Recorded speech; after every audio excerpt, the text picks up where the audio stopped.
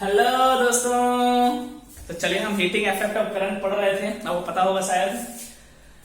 आज क्वेश्चन करेंगे इस पे, हीटिंग इफेक्ट ऑफ करंट पे। हमने बहुत दूर तक कर चुका है, हम लोगों ने कर लिया ऐसे। ओके, जल्दी से क्वेश्चन से पढ़ लो फास्ट फास्ट फास्ट। तब तो मैं थोड़ा लाइट का इंतजाम कर लेता हूँ, थोड़ा लाइट का इंतजाम हो जाए तो अच्छा लगेगा। अच्छा लाइट आ गया अच्छे से, या लाइट तो आ रहा है, गुड। थोड़ा सा चमक रहा है ना, now it is good. Question जल्दी से पढ़ लो सब।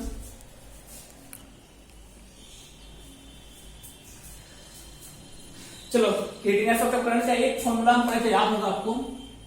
कितना हीट प्रोड्यूस करता है कोई भी circuit, H equal to I square R T, जिसे जूल लॉ ऑफ हीटिंग भी बोलते थे। ठीक है, आर टी, टी क्या था मेरा, टाइम, ऐसा।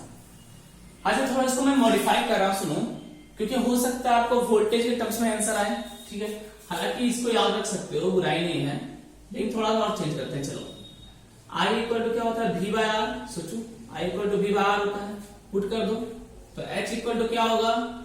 देखो कुछ भी प्रूफ करने एग्जाम में दे देगा, तैयार रहना है। V square into R square into R into T, R से आर कट गया एक, तो एच क्या हो जाएगा, V square by R T. कभी कभी ये पूछ देता है कि proof H equal to V square by R T. देखो ये प्रूफ करना तो आपको आ गया। अगर बोलेगा proof H equal to V square by R T, I को हटा के वी बाय आर रख देना, ये निकल जाएगा। ठीक है, put I equal to V by R. ठीक है, तो ये अगर प्रूफ करने बोले तो तैयार रहना, ऐसा नहीं कि सर ने करवाया ही नहीं, हम कहां से करेंगे। ठीक है, करवा दिया, देख लो। और क्या दे सकता है, ये भी प्रूफ करने देता। मान लो ये पुट कर दो, मैं put R equal to V by I, कर सकते हैं पुट, हाँ कर सकते हैं। पुट करो, देखो क्या रिजल्ट आएगा, H equal to I square into V by I into T. R cut गया, पुट कर दिया वी बाय आई, एक आई से एक आई कट गया, क्या आया, वी आई टी। तो ये तीनों रिजल्ट आपको याद होने चाहिए, ये तीनों रिजल्ट याद होने चाहिए आपको। ये अगर पूछे तो ये तो प्रूफ करना आ गया। बोलेगा proof h equal to V square by R T, ये अगर प्रूफ करने दे दे, आई को बस हटा दो वी बाय आर से, आई को वी बाय आर से हटा दिया, देखो आ गया। अगर ये प्रूफ करने दे दे तो आर को हटा दो वी बाय आई से, आर को हटा दिया वी बाय आई से, एक आई कट गया, ये आ गया।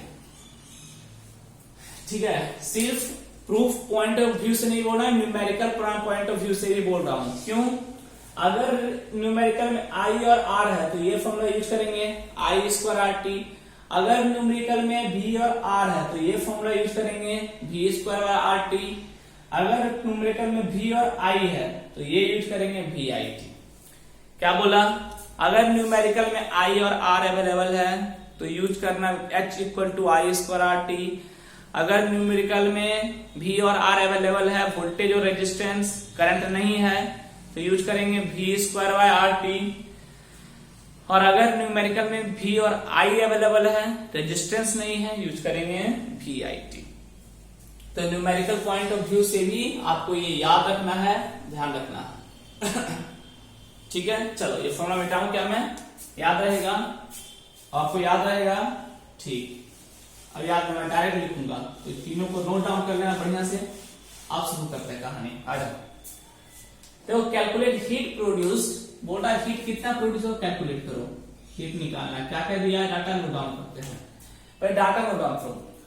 Calculate heat produce when 36,000 coulomb, यानी चार्ज टोटल दिया। कूलम किसका होता है, चार्ज का, 36,000 कूलम और charge transfer in 1 hour, time दे दिया कितना, 1 आवर। ठीक, through a potential difference 50 volt, और वोल्ट कितना दे दिया है, 50 वोल्ट। यानी वोल्टेज पता है मुझे, वोल्टेज दिया हुआ है तो फॉर्मूला दो यूज कर सकते हैं वोल्टेज का, एक तो V square by R T use कर सकते हैं, या फिर हम यूज करते हैं वी आई टी। यही दोनों वोल्टेज का फॉर्मूला है, अभी निकाले थे। ठीक, देखो आर निकालने का तो कोई तरीका है नहीं भाई, रेजिस्टेंस नहीं निकलेगा, लेकिन आई निकल जाएगा। सोचो आई कैसे निकल जाएगा, क्या कर दिया, देखो Q बाई टी कर सकते हैं आई पढ़ चुके हैं, चार्ज बाय टाइम याद होगा। कर चुके हैं। अरे भाई देखो चार्ज दिया है टाइम दिया तो आई निकल जाएगा, सिंपल लॉजिक है। Q कितना 36,000 और टाइम कितना 1 आवर मतलब 60 इंटू 60 सेकेंड।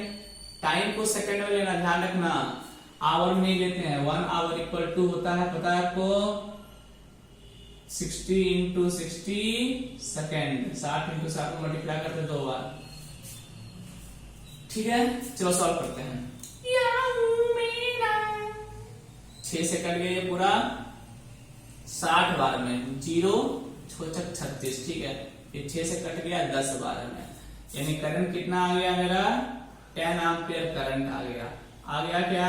हाँ चलो, क्या फॉर्मूला लगा दें? हाँ बिल्कुल लगा दें सर, VIT लगा दो। वोल्टेज कितना 50 वोल्ट, आई कितना 10 एम्पियर, टाइम कितना 60 इंटू 60 सेकेंड। हो गया, सॉल्व कर दो। 36 इंटू 5 6 5 30 बचा 3 15 से 18 हो जाएगा। ठीक है, 1 2 3 4, यही है ना भाई? बिल्कुल सही। ठीक है, 180 1 2 3 4 1 2 3 4 5, बिल्कुल सही। दिस इज द जूल, इतना आंसर। ठीक है, मेरे ख्याल से मजा आया होगा आपको, समझ में आया होगा बढ़िया से एकदम, बिना कोई डाउट का और रुकावट का। बहुत आसान था। Q और T दिया था, हमने करंट निकाल लिया। वोल्टेज तो वोल्टेज का 2 फॉर्मूला होता है, V² बाय RT या VIT। I² RT तो लेंगे नहीं। ठीक है, अब यहाँ पे मैं I इक्वल टू होता है Q बाई T, हम जानते हैं, तो I निकल गया, VIT में लगा दिया, आंसर आ गया। जल्दी से 2 नंबर ट्राई कर सकते हो, मैं इसे मिटाता हूं। ओह माय गॉड, बहुत जोरदार। एक्चुअली आज नाइट में मुझे चोट लग गई थी बहुत जोर से, अंधेरे में मैं भटक रहा था। ठीक है, लाइन कट गया था, चल रहा था, अचानक गिर पड़ा। हालांकि इन्वर्टर लगा हुआ है लेकिन मेरे रूम का लाइट ऑफ था। ओके, अच्छा कोई बात नहीं, जाने दो, क्या कर सकते हैं। चलो क्वेश्चन नंबर 2 में आप मिटा दें। ना मिटा, ना मिटा, आ जाओ 2 में। 2 नंबर बहुत अच्छा क्वेश्चन है बच्चों, अच्छे से समझना एक बार, ऐसा क्वेश्चन इंपॉर्टेंट है। 2 conducting wire of same material, 2 conducting wire है। अच्छा, एक वायर है, मानो एक वायर है, एक दूसरा वायर है। ठीक है, सेम मटेरियल का है, इक्वल डायमीटर का है, इक्वल लेंथ का है। अब सुनो, हम जानते हैं R इक्वल टू क्या होता है, रो एल वाई। देखो, सेम मटेरियल बोलने का मतलब क्या है? सेम मटेरियल बोलने का मतलब है आपका रेजिस्टिविटी सेम है, यानी दोनों वायर का रेजिस्टिविटी क्या है, सेम। ठीक है, इसे यहां लिखता हूं मैं, यानी R इक्वल टू हम जानते होता है रो एल बाय ए, यानी जितना रो इसका उतना ही रो इसका। चलो, सेम मटेरियल, इक्वल लेंथ है, लेंथ भी इक्वल, यानी इसका लेंथ L तो इसका लेंथ भी L। अच्छा, इक्वल डायमीटर मतलब क्या हो जाएगा, एरिया। डायमीटर से क्या निकलता है, एरिया निकलता है, कितना πr², यानी इसका भी एरिया A तो इसका भी एरिया है। यानी दोनों वायर का रो सेम, दोनों वायर का लेंथ सेम, दोनों वायर का एरिया सेम। तो क्या बोलना चाह रहा है, जब इतना बराबर है तो दोनों वायर का रेजिस्टेंस भी सेम होगा, R और R। पहले इतनी सी बात समझ में आई, इतना बोलने का क्या मतलब हुआ इसका, same material, same length, same diameter या इक्वल डायमीटर जो बोलो, यानी दोनों का रेजिस्टेंस भी हो जाएगा सेम। चलो, हाँ सर, इतना बात समझ में आ गया। ठीक है, अब आगे की बात करते हैं। चलो, तो ये मेरा हुआ वायर ऑफ सेम रेजिस्टेंस। सीधा सीधा बोल देता सेम रेजिस्टेंस, लेकिन ये गधा सीधा सीधा नहीं बोला, वो बोला हम रो सेम है, वो बोला L सेम है, ये बोला A सेम है। तो ये आपको समझना होगा कि ये रेजिस्टेंस भी सेम होगा। First connected in series and then in parallel, 2 बार कनेक्ट कर रहा है। चलो, एक बार ले रहा है सीरीज में, करते जाओ स्टेप बाय स्टेप। एक बार ले रहा है पैरेलल में, चलो सीरीज में कनेक्ट करें तो क्या होगा, एक वायर ये दूसरा वायर, ये तो वायर रेजिस्टेंस मान लेते हैं R और R, तो R इक्विवेलेंट कितना आ जाएगा इसमें, R प्लस R यानी आ जाएगा 2R। चलिए पैरेलल में आते हैं, एक और ये रहा दूसरा, ठीक। इसमें R इक्विवेलेंट कितना आ जाएगा, R into R by R plus R। देखो कितना आसान है फॉर्मूला यूज करना, तो R स्क्वायर बाय 2R, एक R से एक R कट जाएगा यानी बचेगा R बाय 2। ठीक है, चलो ये भी समझ में आ गया सर। यानी R इक्विवेलेंट इन सीरीज, ऐसे लिख देते हैं सीरीज को, ये आ गया 2R, ठीक है। और R इक्विवेलेंट इन पैरेलल, इसको P लिख देते हैं हम, ये आ गया R बाय 2, ठीक है। चलो आगे की बात करते हैं। पहले बात समझ में आया, पहला बोला दोनों को सीरीज में कनेक्ट किया, मैंने सीरीज में जोड़ दिया, कितना आ गया 2R, तो R इक्विवेलेंट इन सीरीज ऐसे लिख दिया 2R। फिर बोला पैरेलल में कनेक्ट किया, तो R इक्विवेलेंट इन पैरेलल, मैंने P लिख दिया पैरेलल को, कितना आया R बाय 2, ठीक है, ये आया R बाय 2। चलो तो खेल देते हैं इसको, दिखेगा अच्छे से। ओके, अब आगे की बात करते हैं। बोल रहा है across the same potential difference. अच्छा, यानी दोनों का वोल्टेज सेम है, सेम पोटेंशियल में इसका वोल्टेज V है कनेक्ट किया गया तो, और इसका वोल्टेज V है कनेक्ट किया गया तो बोलता है हीट प्रोड्यूस का रेशियो निकालो। देखो दोनों कनेक्ट किया गया सेम पोटेंशियल डिफरेंस में, find the ratio of heat produce. Heat produce कितना होगा उसका रेशियो निकालना है। सुनो ध्यान से, क्या इसको मिटाऊं मैं क्वेश्चन को मुझे मिटाना पड़ेगा, जगह चाहिए, मुझे क्वेश्चन समझ आ गया क्या पूछ रहा है, ठीक है। एक चीज में फिर थोड़ा करके दिखा रहा हूं आपको इसको, ठीक है। बोल रहा है सेम पोटेंशियल डिफरेंस में कनेक्ट किया, ये चीज मैंने पहले नहीं देखा था। पोटेंशियल डिफरेंस इसका भी V है, और पोटेंशियल डिफरेंस थोड़ा बड़ा बनाते हैं, अब जगह है मेरे पास, पोटेंशियल डिफरेंस इसका भी V है। सेम पोटेंशियल डिफरेंस में दोनों को कनेक्ट किया गया, तो बोल रहा इसमें जो हीट प्रोड्यूस होगा, इसमें जो हीट प्रोड्यूस होगा, दोनों का रेशियो बताओ, ठीक है। चलो काम करते हैं, पहले देखते हैं। तो R इक्विवेलेंट इन सीरीज कितना आ गया था मेरा, R equivalent R plus R कितना आया था, 2R आया था क्या, ठीक। R इक्विवेलेंट इन पैरेलल कितना आया था, R और R है, तो R into R by R plus R, यानी एक R स्क्वायर बाय 2 यानी R बाय 2 आया था मेरा, याद होगा आपको, R square by 2R, R cut गया R बाय 2, ठीक है। अब देखो वोल्टेज की बात करते हैं। अब देखो इस पे वोल्टेज अगर भी है, सुनो ध्यान से, देखो बड़ा सेम वोल्टेज की है कनेक्ट किया गया है, दोनों को सेम वोल्टेज में दोनों को कनेक्ट किया गया है। इसका वोल्टेज अगर भी, तो इसमें भी वोल्टेज भी। बैटरी बोला दोनों में सेम है, अच्छा तो क्या तीनों पैरेलल में है, हाँ ऐसा पीछे बताया था, ये भी तो इसका वोल्टेज भी होगा, इसका वोल्टेज भी होगा, हाँ।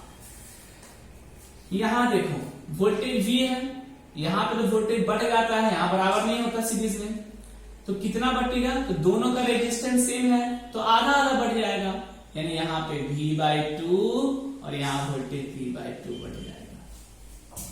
पहले इतनी बात समझ में आई जो बोला, यहाँ पैरेलल में है तो वोल्टेज सेम होगा V और V, सीरीज में वोल्टेज बढ़ जाता है, पैरेलल में करंट बढ़ जाता है, तो हम वोल्टेज बांटेंगे सीरीज में, ये V है, दोनों का रेजिस्टेंस है तो कितना कितना बढ़ेगा, तो V/2 आधा आधा बढ़ जाएगा। रेजिस्टेंस अलग अलग रहता है तो फिर अलग अलग बढ़ता, फिलहाल सेम है तो आधा आधा बढ़ जाएगा। चलो अब हीट निकालते हैं सीरीज और पैरेलल में, सब पता चल गया। आ जाओ सीरीज की बात करते हैं, सीरीज में, और फिर इधर बात करेंगे पैरेलल में। हीट की बात करते हैं। देखो आपको R पता है और V पता है, यही तो पता है, तो R और V के टर्म्स में क्या फॉर्मूला है, V² बाय RT। इसलिए फॉर्मूला बताया आपको, याद रखो बहुत आसान है हीट का question. 3 formula, I square R T, I और आर के टर्म्स में, V square by R T, V और आर के टर्म्स में, और वी आई टी, वी और आई के टर्म्स में। तो यहां पे मेरे पास वोल्टेज और रेजिस्टेंस है तो ये यूज करेंगे। चलो आ जाओ, हीट प्रोड्यूस निकालना है आपको, ठीक है। अच्छा हीट प्रोड्यूस इन सीरीज ना, अच्छा तो सीरीज में देखो टोटल वोल्टेज कितना, टोटल वोल्टेज V है यानी V स्क्वायर हो जाएगा, और R इक्विवेलेंट टोटल रेजिस्टेंस लेंगे हम, टोटल रेजिस्टेंस कितना 2R इंटू टाइम कितना T, ये हो गया सीरीज का हीट प्रोड्यूस, ऐसे लिख लेंगे। आज और पैरेलल का heat produce same formula use करेंगे, V स्क्वायर बाय RT,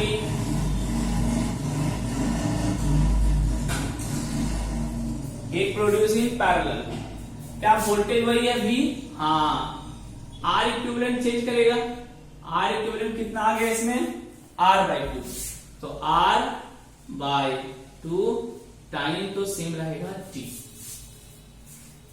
ठीक। चलो दोनों का रेशियो निकालना है। आप बोलोगे सर फिर यहाँ आधा डिवाइड क्यों किया? मैं कर दिया, मुझे लगा शायद जरूरत पड़ेगी, लेकिन जिसकी जरूरत नहीं पड़ी V/2 की तो कोई बात नहीं, मैं करके रखा था अपनी तरफ से सारा काम। V स्क्वायर बाय RT होता है, V वोल्टेज तो V ही है, R इक्विवेलेंट लेंगे यहाँ total resistance 2R into T, यहाँ पे वोल्टेज V है, total resistance R/2 into T। चलो अब इसको निकाल दो, तो H of series by H of parallel, V square bye 2R into T into parallel वाला नीचे V स्क्वायर, देखो ये 2 ऊपर चला जाएगा क्या? हाँ 2V स्क्वायर हो जाएगा, H ऑफ पैरेलल देंगे तो चलो इसको मैं लिख ही देता हूं पहले, 2V स्क्वायर बाय RT ऐसा हो जाएगा। अब आ जाओ, H ऑफ पैरेलल नीचे है यानी 2V स्क्वायर इंटू T यहाँ आ जाएगा ऊपर, R से R कटा, V स्क्वायर से V स्क्वायर, T से T, यानी कितना आ गया 1/4 यानी 1:4। दिस इज योर आंसर, ठीक है। जल्दी से सबको नोट डाउन करें, R series by R parallel, जल्दी से नोट डाउन करें। बहुत अच्छा क्वेश्चन था, बहुत अच्छा क्वेश्चन था, ठीक है।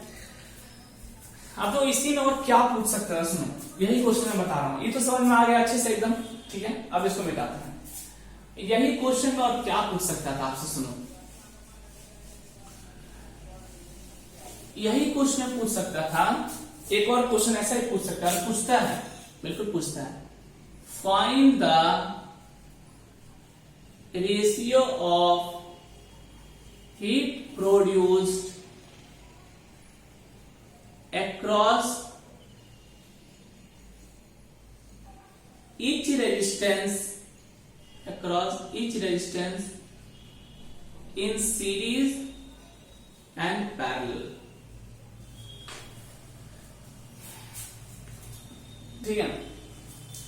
हर एक रेजिस्टेंस का सीरीज और पैरेलल में हीट प्रोड्यूस का रेशियो निकालिए। मतलब क्या हुआ, मतलब सीरीज में बोला एक रेजिस्टेंस में कितना हीट प्रोड्यूस हो रहा है, पैरेलल में एक रेजिस्टेंस में कितना हीट प्रोड्यूस हो रहा है, दोनों का रेशियो निकालो। यानी heat produce in series of one resistance by heat produce in parallel of one resistance, इसका रेशियो ये पूछ रहा है कितना होगा एक ही रेजिस्टेंस का। Find the ratio of heat produce across each resistance in series and parallel.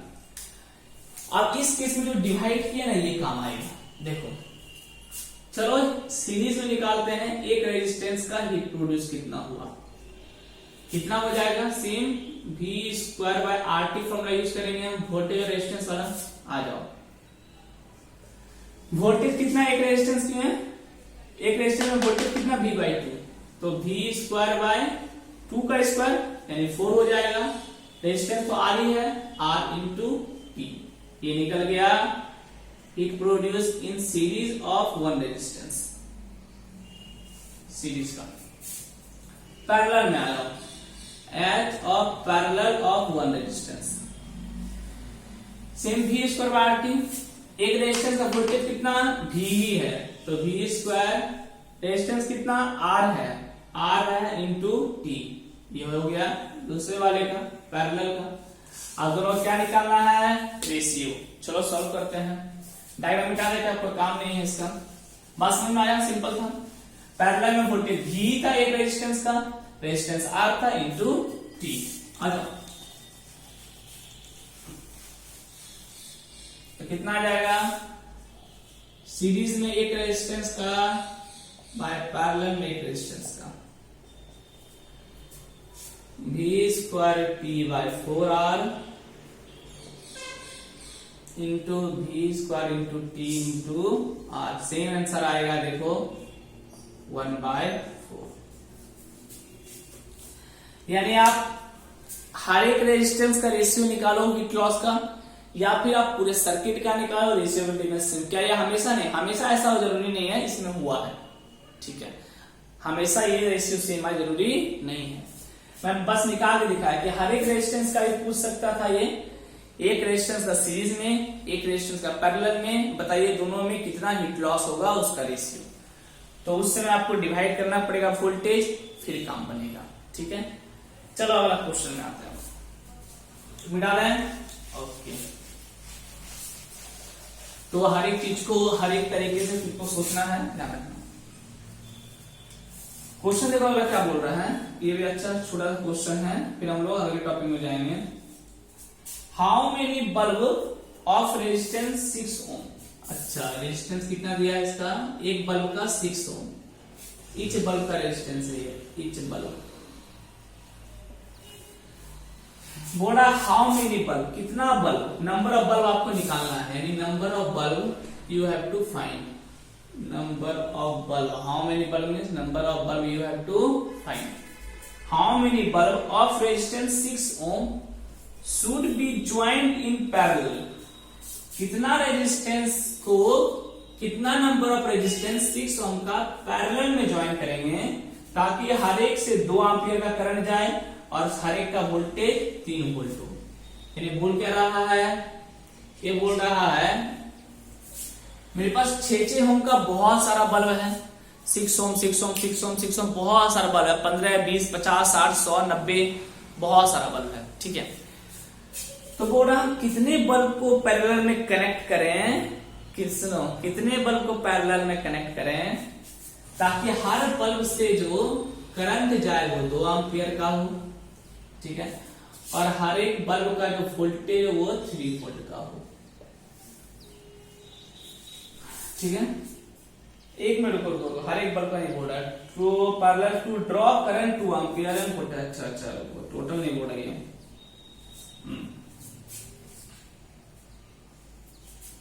हाँ, R equal to V by I। Connect how many bulb of resistance 6 ohm should be joined in parallel to draw इतना, हाँ सुनो, ठीक। ये हर एक का नहीं बोल रहा है, बोल रहा है कितना बल्ब कनेक्ट करेंगे 6 ओम का पैरेलल में, ताकि टोटल करंट जो है वो 2 एम्पियर खपत हो और वोल्टेज 3 वोल्ट खपत हो। टोटल है ये, टोटल करंट कितना मेरा खपत होना चाहिए, टोटल 2 एम्पियर और टोटल वोल्टेज कितना है 3 वोल्ट। मतलब मैंने एक बल्ब मैंने कनेक्ट किया, ये दूसरा कनेक्ट किया, ये तीसरा कनेक्ट किया, ऐसे बहुत सारा कनेक्ट करता जा रहा हूं, मुझे नहीं पता कितना कनेक्ट होगा। और यहाँ पे बैटरी है, बैटरी कितना है 3 वोल्ट का, और जो करंट जाएगा वो कितना है 2 एम्पियर का, ये बोल रहा है। तो अरे बैटरी है ना ये यार, तो बैटरी 3 वोल्ट का होगा और करंट जो इससे जा रहा है वो 2 एम्पियर का जाएगा। अब यहाँ जाके फिर ये सब में बटेगा, अब कितना कितना बटेगा वो बात की बात है। पहले अब निकालना है टोटल नंबर ऑफ रेजिस्टेंस कितना कनेक्ट करें। आ जाओ सॉल्व करते हैं इसको। तो पहले हम ये निकाल लेते हैं, देखो ये टोटल वोल्टेज है, हाँ, ये टोटल करंट है, हाँ, तो क्या टोटल रेजिस्टेंस आ जाएगा, हाँ, तो R total resistance in parallel क्या होगा, total voltage by total current. यही होगा। एक मिनट रुकना, थोड़ा सा कोई आया है मेरे डोर के पास, समवन इज नॉकिंग। हाँ ओके ठीक है। देखो तो टोटल रेजिस्टेंस पैरेलल में क्या हो जाएगा, टोटल वोल्टेज और टोटल करंट। टोटल वोल्टेज कितना 3 वोल्ट और टोटल करंट कितना है, टोटल करंट कितना है, टोटल करंट है 2 एम्पियर का, 2 एम्पियर। ठीक है, तो 3/2 कितना होता है 1.5 ओम आ गया। टोटल रेजिस्टेंस कितना है 1.5 ओम। चलिए यार ये ठीक है, पहली बात समझ में आई। टोटल रेजिस्टेंस कितना हो गया 1.5 ओम। अब चलो, अब हर एक रेजिस्टेंस 6 ओम का है। हाँ मान लेते हैं n number of resistance parallel में कनेक्ट किए, तो n number of resistance parallel में होता कितना है पहले ये समझो। मान लेते हैं कनेक्ट किए n रेजिस्टेंस, तो 1/R equivalent in parallel, total वाला है, टोटल वाला। ठीक है, 1/R प्लस 1/R प्लस चलता जाएगा n/R तक।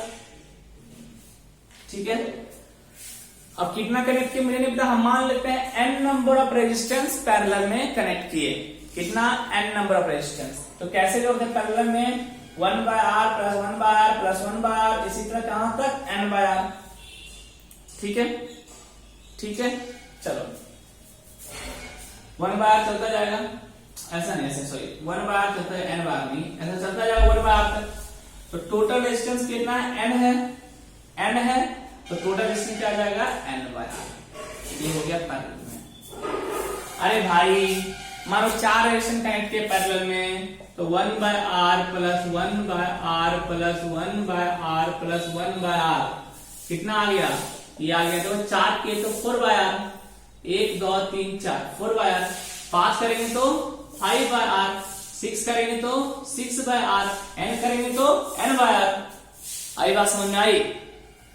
ठीक है, तो जितना रेजिस्टेंस पैरेलल में कनेक्ट किए उतना बाय आर। 4 कनेक्ट किए तो 1/R 1/R 1/R 1/R 4/R, जो को यहां दिखाया हूं। 5 किए तो 5/R, 6 किए तो 6/R, n किए तो n/R। ठीक है, तो 1/R equivalent in parallel equal to n/R, total R equivalent. तो R इक्विवेलेंट कितना आ जाएगा, आ जाओ, तो R इक्विवेलेंट टोटल जो हो जाएगा मेरा पैरेलल में वो हो जाएगा R/n, ये जो हो जाएगा R/n। और ये टोटल R इक्विवेलेंट आया कितना 1.5 ओम, तो इसको इक्वेट कर देंगे 1.5 से। हमको n निकालना, R का वैल्यू कितना, इस resistance 6 ohm, 6/n equal to 1.5। n कितना हो जाएगा 6/1.5, 0.2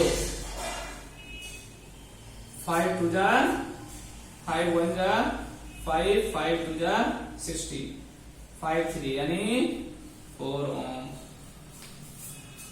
4 ओम नहीं, 4 नंबर ऑफ रेजिस्टेंस, 4 रेजिस्टेंस। आगे आंसर, काफी अच्छे क्वेश्चन थे ये भी। ठीक है, मेरे ख्याल समझ में आया होगा आपको। कुछ नहीं था भाई, कुछ नहीं था। टोटल वोल्टेज दिया था, टोटल करंट दिया था, हम निकाल दिए। टोटल रेजिस्टेंस पैरेलल में कितना आया 1.5 ओम। आपको पता है पैरेलल में टोटल रेजिस्टेंस जो है वो इंडिविजुअल रेजिस्टेंस से भी कम आता है, बताया था। ठीक है, अब मान लेते हैं n number of resistance connect किए, तो 1/R इक्विवेलेंट इन पैरेलल कितना हो जाएगा 1/R 1/R 1/R कनेक्ट करते गए n तक, टोटल n/R। 4 कनेक्ट किए तो 4/R, 5 कनेक्ट किए तो 5/R, मुझे नहीं पता कितना कनेक्ट है तो n/R हो गया। पलट दिए तो R इक्विवेलेंट टोटल हो गया R/n। टोटल R इक्विवेलेंट कितना 1.5 से इक्वेट कर दिए। R का वैल्यू 6, हर एक रेजिस्टेंस का वैल्यू 6, एंड निकालना है। तो 6/1.5 कट गया। 4 रेजिस्टेंस कनेक्ट करना होगा पैरेलल में, तब आपका 2 एम्पियर जाएगा करंट और voltage 3।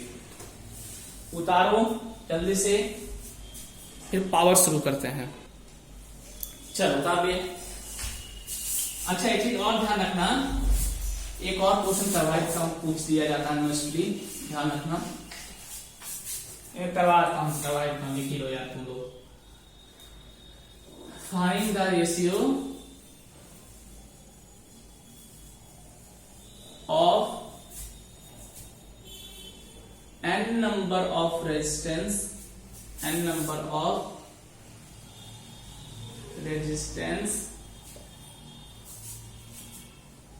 connected in series and find the ratio of equivalent resistance, find the ratio ऐसा लिखो, find the ratio of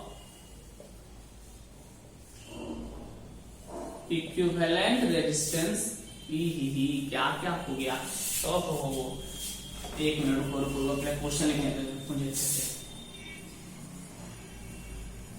find the ratio of equivalent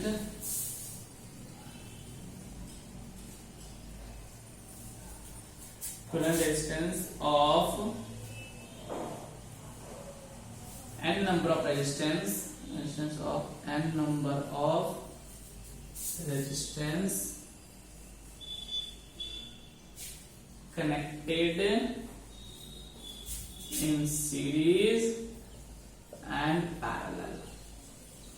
देखो बड़ा n नंबर ऑफ रेजिस्टेंस है, एक बार इसको सीरीज में कनेक्ट किया गया total n number of resistance को, और एक बार पैरेलल में कनेक्ट किया गया, तो बताओ इक्विवेलेंट रेजिस्टेंस का दोनों का रेशियो क्या आएगा, यानी R equivalent in series by R equivalent in parallel, ये कितना होगा आपको निकालना है।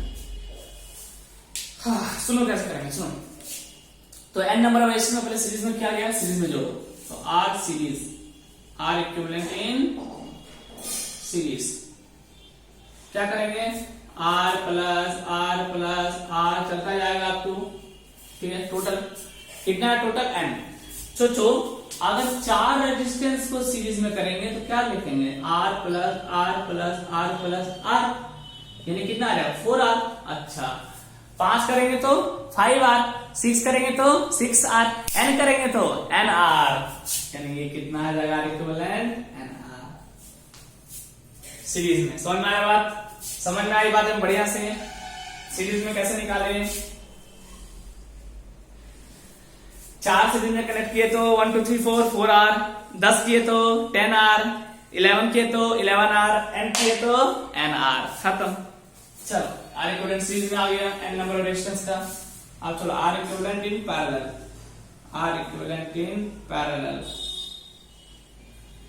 तो पैरेलल में क्या निकालते हैं, 1 by R equivalent in parallel, ये भी 1 by R plus 1 by R plus 1 by R चलता जाएगा 1 बाय R,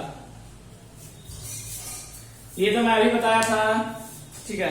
4 अगर कनेक्ट करो पैरेलल में तो 1 by R plus 1 by R plus 1 by R plus 1 by R, कितना आया 4 बाय R, ठीक है। ए यार तो गिरने 4 बाय R। 5 कनेक्ट करेंगे तो 5 बाय R, 10 करेंगे तो 10 बाय R, 20 करेंगे तो 20 बाय R, n करेंगे तो n by R, n by R हो गया। तो याद रखना इसको, n number of resistance in series nR, ठीक है। n number of resistance in parallel, ये तो 1 बाय है ना, तो n number of resistance in parallel कितना रहेगा, उलट दो R बाय n, इसको याद रखना। n number of resistance in series nR, n number of resistance in parallel R by n, equivalent पलट दोगे तुम R by n। अब दोनों का रेशियो चाहिए, चलो रेशियो निकालते हैं, रेशियो निकाल दो। तो R equivalent in series by R equivalent in parallel, equivalent series का कितना nR, इसका कितना R by n, R by n ऊपर चला जाए, R कट गया, n square, this is the answer. जल्दी से छापो। पहले ये कुछ एप्लीकेशन है हीटिंग इफेक्ट ऑफ करंट का, इन सभी को पहले जल्दी से आप नोट डाउन करो फर्स्ट सारे एप्लीकेशन को, फिर एक एक करके बात करेंगे इसमें क्या क्या क्वेश्चंस पूछे जाते हैं। पहला एप्लीकेशन क्या है, it play an important role in heating appliances. जो भी हीटिंग एप्लियंसेस है उसमें एक बहुत इंपॉर्टेंट रोल प्ले करता है कौन, हीटिंग इफेक्ट ऑफ करंट। हम जानते हैं करंट फ्लो करेगा तो चीजें गर्म होगी। तो ये कहां प्ले करता है? ये इलेक्ट्रिक हीटर में रोल प्ले करता है, टोस्टर में प्ले करता है, इलेक्ट्रिक आयरन में होता है, बहुत सारा इसी तरह। ठीक है, तो पहला एप्लीकेशन ये है कि जो भी हीटिंग इफेक्ट वाला एलिमेंट है उसमें करंट फ्लो करता है, उसको गर्म करने में ये मदद करता है, हीटिंग इफेक्ट ऑफ करंट। दूसरा एप्लीकेशन क्या है? It is used in fuse to break the circuit of household appliances या हाउस होल्ड वायरिंग। आप देखो घर में अगर बहुत ज्यादा करंट फ्लो कर गया तो फ्यूज अपने आप टूट जाता है, ठीक है, मेल्ट हो जाता है, ब्रेक हो जाता है। ये भी इसी पे काम करता है, हीटिंग इफेक्ट ऑफ करंट। कैसे करता है? क्वेश्चन पूछा जाता है, करेंगे उसको आगे। It is used to produce light in the bulb. आप देखते हो बल्ब जो होता है 50 वाट वाला टंगस्टन वाला बल्ब, जैसे करंट फ्लो करता है वो लाइट प्रोड्यूस करता है। Same heating effect of current पे काम करता है। It is used to produce heat and increase the temperature of surrounding. ये हीट प्रोड्यूस करता है और सराउंडिंग के टेम्परेचर को बढ़ा देता है, जैसे रूम हीटर, ये भी काम करता है हीटिंग इफेक्ट ऑफ करंट पे। तो ये 4 एप्लीकेशन जल्दी से नोट डाउन करो चारों को, उसके बाद एक एक करके बात करेंगे कि कैसे ये रोल प्ले करता है इस पर्टिकुलर चीज में। फास्ट जल्दी से नोट डाउन कर लो। चलिए, ये कुछ इंपॉर्टेंट क्वेश्चन है जो आपके सामने है। मैं सब लिख के रखा हूं क्योंकि इतना लिखने में अगर टाइम पास बहुत होगा और लिखने चला गया तो मेरा अभी 10 मिनट पूरा ये खा जाएगा। ठीक है, इसलिए मैं लिख कर रखा हूं आपके लिए। तो कोई बात नहीं, लिख के रखो या ना रखो, आपको समझने से मतलब आप समझो आराम से। देखो पहला क्वेश्चन क्या है, मैं आपको कहा गया। देखो पहला क्वेश्चन क्या है? Why nichrome and tungsten used as a heating element, why not copper? बोला कॉपर को हम लोग हीटिंग एलिमेंट में यूज क्यों नहीं करते, नाइक्रोम और टंगस्टन को यूज क्यों करते हैं? तो इसका आंसर मैं पहले के क्लास में बता चुका हूं, अभी डिस्कस नहीं, लिखूंगा नहीं मैं, फिर भी समझा देता हूं। आंसर सिंपल है लिखना, लेकिन nichrome and tungsten are used as heating element because nichrome and tungsten have high resistivity. याद है पीछे दिखाया था, नाइक्रोम और टंगस्टन का रेजिस्टिविटी बहुत हाई होता है, so its resistance become very high. ठीक है, पहला पॉइंट। दूसरा point, nichrome and tungsten have very high melting point. उसका मेल्टिंग पॉइंट भी बहुत हाई होता है, इसलिए वो तुरंत मेल्ट नहीं होता, पीछे बता चुका हूं। कॉपर केस में क्या लिखोगे? कॉपर यूज क्यों नहीं करते? उल्टा कर दो, copper have very low resistivity, इसका रेजिस्टिविटी बहुत कम होता है। Oh city, so it have very low resistance, इसलिए इसका रेजिस्टेंस भी बहुत कम हो जाता है। तो copper have very low resistivity, so its resistance become very low, so does not produce heat. Clear हुआ? दूसरा पॉइंट क्या रखेंगे कॉपर में? It have very low melting point, इसका मेल्टिंग पॉइंट भी बहुत कम होता है, तुरंत मेल्ट हो जाएगा, पिघल जाएगा। ठीक है, इतना ज्यादा हीट बर्दाश्त नहीं कर पाएगा। क्लियर? तो ये रीजन पीछे लिखवा चुका हूं, अब फटाक से लिख लेना। कॉपर के केस में उल्टा कर देना बस, और नाइक्रोम और टंगस्टन का जो लिखा हुआ है दैट्स ऑल।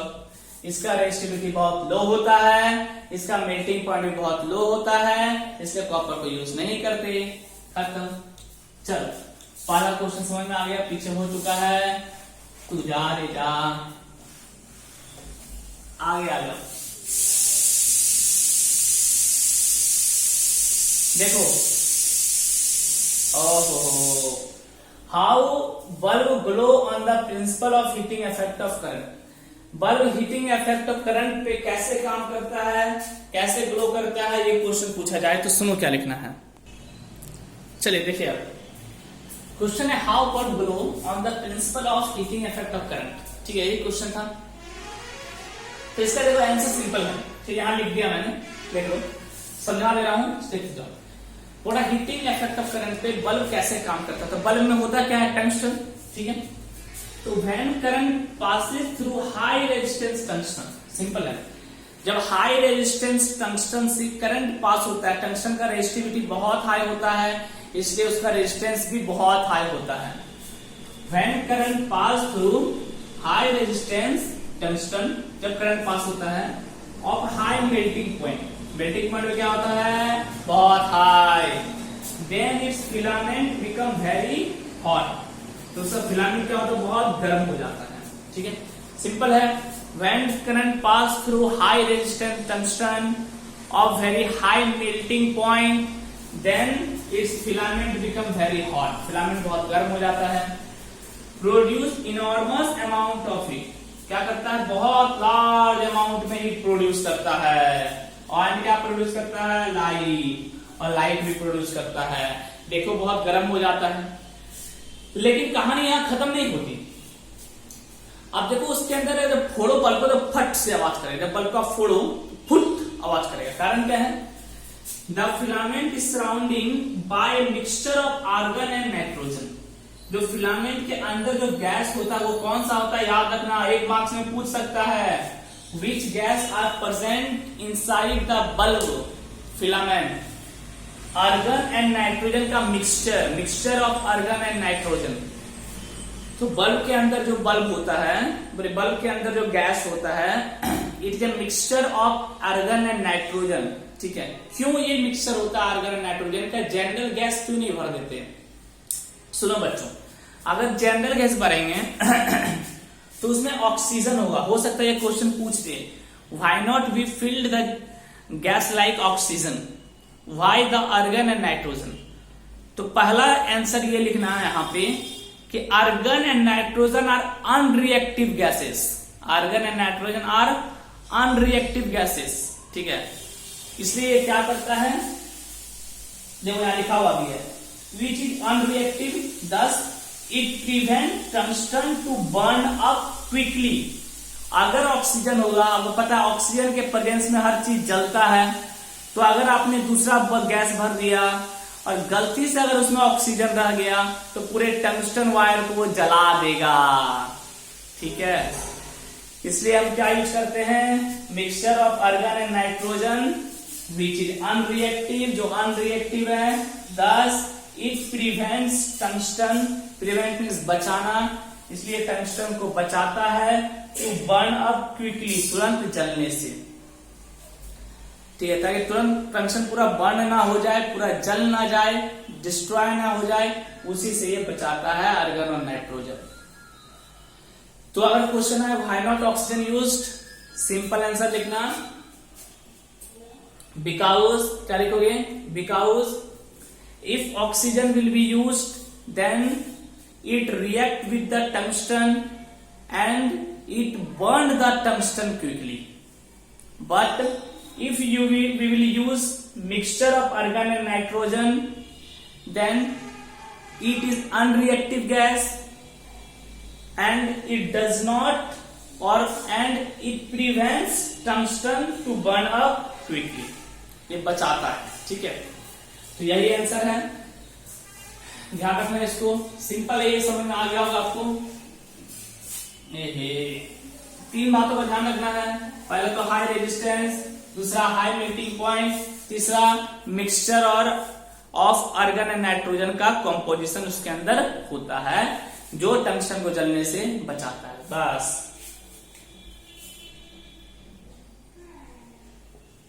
ठीक। How does fuse utilise to protect household wire. ठीक है, चलो इसका आंसर मैं लिख देता हूं, फिर समझा दूंगा, फिर लिखने में टाइम पास होगा। फिर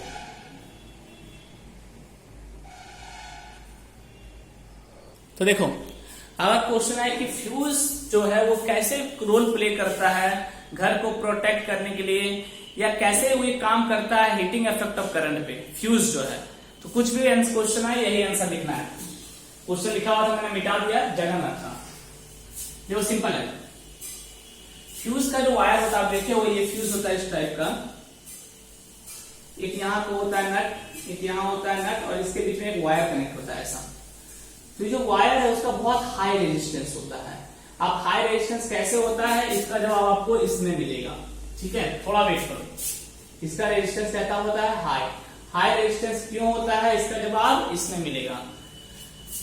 ये होता है कॉपर का। किसका होता है, कॉपर का होता है। आप बोलोगे सर कॉपर का हाई रेजिस्टेंस कैसे हुआ, ठीक है, तो इसका जवाब इसमें मिलेगा। 2 मिनट वेट करो, जवाब मिल जाएगा, हड़बड़ाओ नहीं। अभी ध्यान रखना, तो ये जो वायर होता है जनरली कॉपर का होता है और इसका रेजिस्टेंस वायर जो होता है बहुत हाई होता है रेजिस्टेंस। अब पता है रेजिस्टेंस हाई होगा तो हीटिंग इफेक्ट ज्यादा होगा, तो बस यही है। ए फ्यूज वायर है higher resistance, so when high current flow through the fuse, तो फ्यूज का काम क्या है सुनो पहले। फ्यूज का काम है जब हाई करंट घर में फ्लो कर जाए तो उससे घर को प्रोटेक्ट करना, ठीक है। कभी देखो थंडरिंग होता है तो घर में बहुत ज्यादा करंट फ्लो कर जाता है, या फिर पावर स्टेशन में जहां आपका थर्मल स्टेशन है, पावर जनरेशन जो प्लांट है वहां पे कुछ प्रॉब्लम अगर आ गया तो घर में बहुत हाई करंट फ्लो कर जाता है कभी कभी। तो इन सभी से घर को बचाना यही काम है फ्यूज का।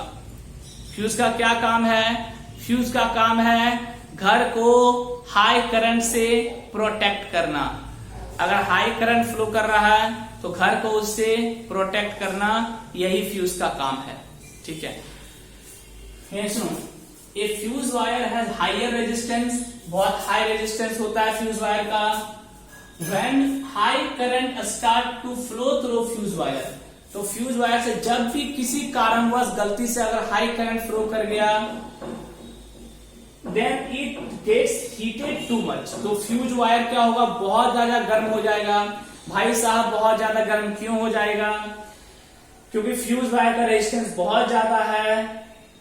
बहुत ज्यादा रेजिस्टेंस होने के कारण अगर बहुत ज्यादा करंट फ्लो करेगा तो बहुत ज्यादा गर्म हो जाएगा, तो gets heated too much and melts, और बहुत ज्यादा गर्म हो गया तो क्या हुआ? ये मेल्ट हो जाएगा।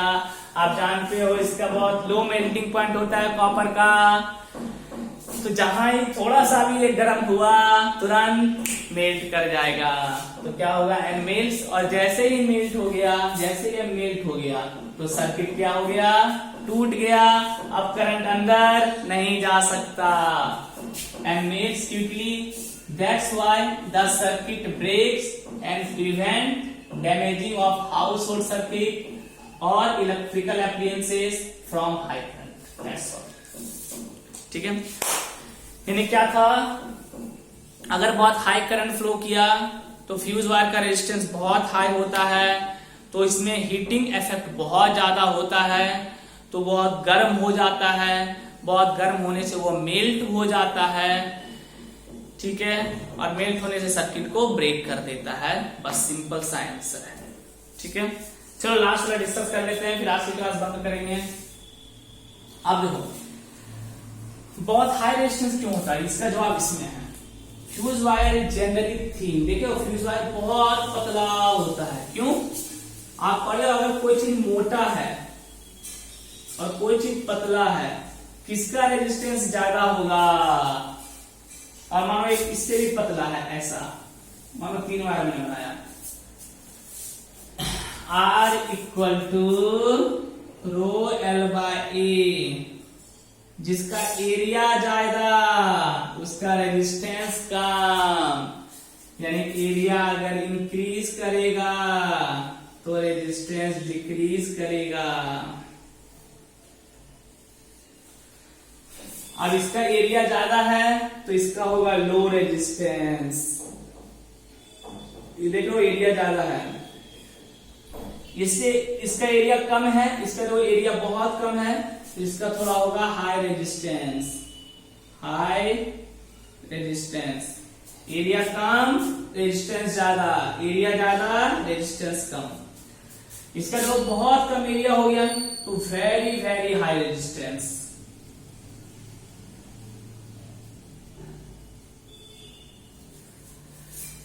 तो ये बात सच है कि कॉपर का रेजिस्टिविटी लो होता है, कॉपर का रेजिस्टेंस लो होता है, ये बात सच है।